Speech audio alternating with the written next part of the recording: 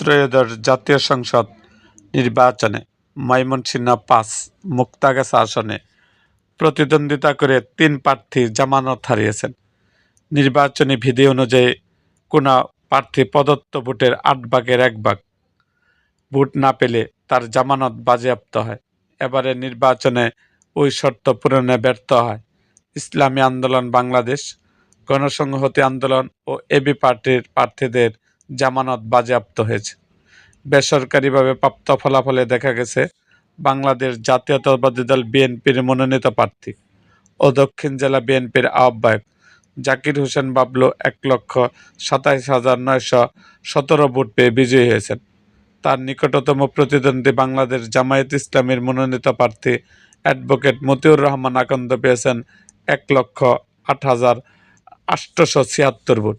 দুই প্রার্থীর প্রতিদ্বন্দ্বীর মধ্যে ব্যবধান দাঁড়িয়েছে ২৭,০৪১ ভোট। অন্যদিকে ইসলামী আন্দোলন বাংলাদেশ মনোনীত প্রার্থী মোহাম্মদ সিরাজুল ইসলাম হাতপাকা প্রতীক পেয়েছেন ৩,৬০৬ ভোট।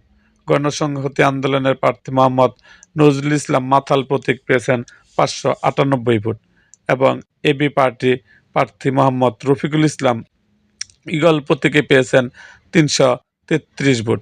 প্রাপ্ত ভোটের হার নির্ধারিত সীমার নিচে থাকায় তাদের জামানত বাজেয়াপ্ত হয়েছে।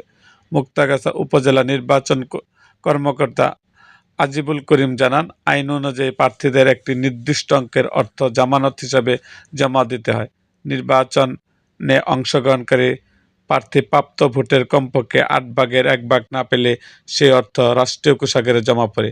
এ আসনে ভোট গ্রহণ শান্তিপূর্ণ পরিবেশে সম্পন্ন হয়েছে বলে প্রশাসন জানিয়েছে। ফল ঘোষণার পর বিজয়ী প্রার্থীর সমর্থকদের মধ্যে আনন্দ উল্লাস দেখা যায়। রাজনৈতিক বিশ্লেষকরা বলছেন, এবারের ফলাফলে মুক্তাগাছার বিএনপির সাংগঠনিক শক্তি ও নির্বাচনী প্রস্তুতির প্রতিফলন ঘটেছে। পাশাপাশি দ্বিতীয় স্থানে থাকা জামায়াত প্রার্থীর উল্লেখযোগ্য ভোটও স্থানীয় রাজনীতিতে নতুন সমীকরণের ইঙ্গিত দিচ্ছে। এরকম আরও ভিডিও পেতে এবং রাজনৈতিক অঙ্গনের নানা ঘটনা ও ইতিহাস জানতে আমাদের মুক্তাগাছার ইতিহাস মিডিয়া ইউটিউব চ্যানেলটিকে সাবস্ক্রাইব করুন এবং পাশে থাকা বেল আইকনটি বাজিয়ে দিন।